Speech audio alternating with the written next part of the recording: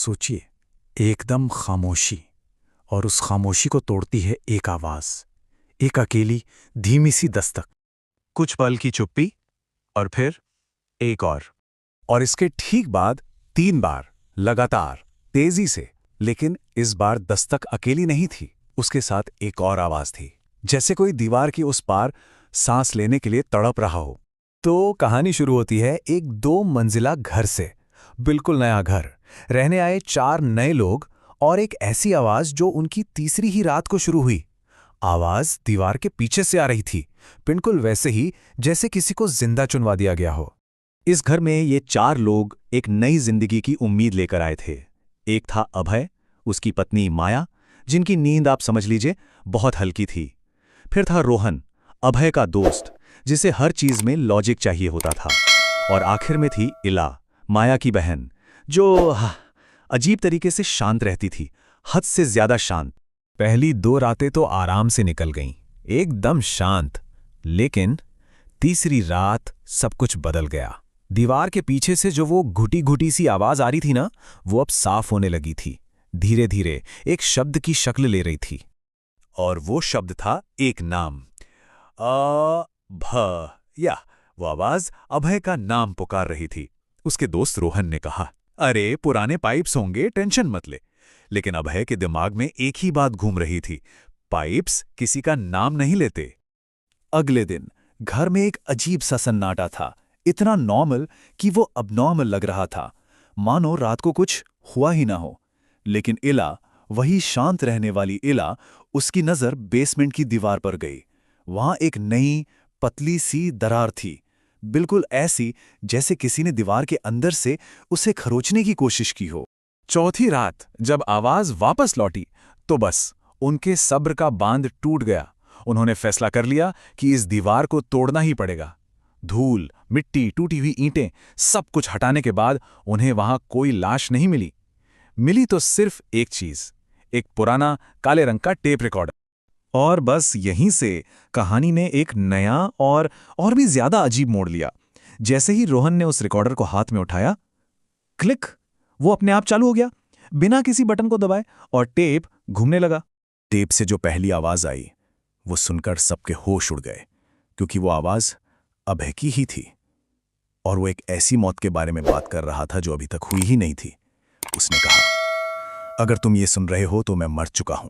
और फिर एक दूसरी आवाज, ये माया की थी। दहशत से कांपती हुई आवाज में वो कह रही थी, सीढ़ियों से नीचे मत उतरना, प्लीज। अब रोहन ठहरा प्रैक्टिकल आदमी, वो बोला, ये किसी का मजाक है, हो सकता है कोई वॉइस एआई का चक्कर हो। लेकिन तभी इला ने हमेशा की तरह एक ऐसी बात कही जिसने सबको चुप करा दिया। उसने बस इतना पूछा, ठीक है, लेकिन ये आवाजें भविष्य के बारे में क्यों बात कर रही हैं? और इसके बाद जो हुआ ना, उसने इस बात पर मोहर लगा दी कि वो टेप सिर्फ एक रिकॉर्डिंग नहीं था। नहीं, वो एक स्क्रिप्ट थी, एक ऐसी स्क्रिप्ट जिसका ड्रामा अभी शुरू होना बाकी था।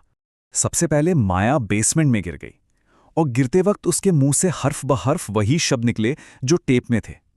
इसके ठीक बाद रिकॉर्डर में एक नई आवाज आई, रोहन की।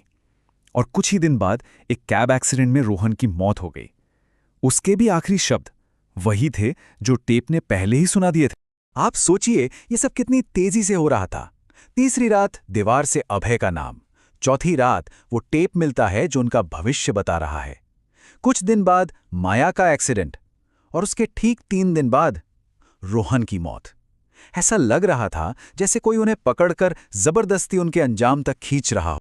तो अब उस घर में बचे थे सिर्फ 2 लोग, अभय और इला। 2 लोग जा चुके थे, बिल्कुल वैसे ही जैसा टेप ने कहा था। सवाल अब यह था कि आखिर उस रिकॉर्डर का मकसद क्या था? और इसका जवाब इला के पास था।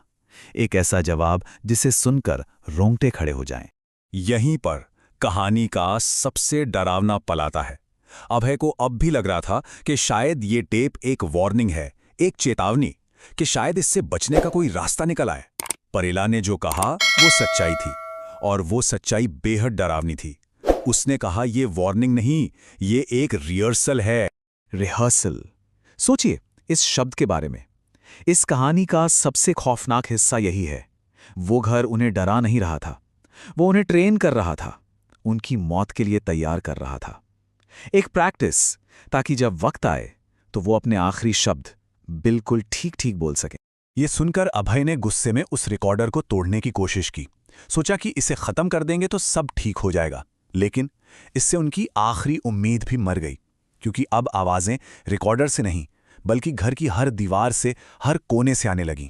ऐसा लगा जैसे पूरा का पूरा घर ही एक रिकॉर्डर बन गया हो और वो दोनों उसके अंदर फंस गए थे। अगली सुबह जब पुलिस वहां पहुंची तो घर एकदम खाली था।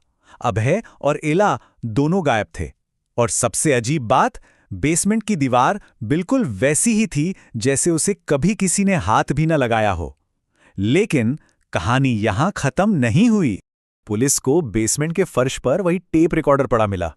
उन्होंने उसे खोला और अंदर एक बिल्कुल नई कैसेट थी, एकदम फ्रेश। और उस नई कैसेट के लेबल पर सिर्फ और सिर्फ एक ही नाम लिखा हुआ था, आपका। तो इस पूरी कहानी से एक बात तो साफ है, अगर कभी किसी सुनसान घर में दीवार के पीछे से ऐसी घुटी हुई आवाज सुनाई दे तो ये समझ जाना चाहिए कि वो आवाज मदद नहीं मांग रही, वो मरना सिखा रही है।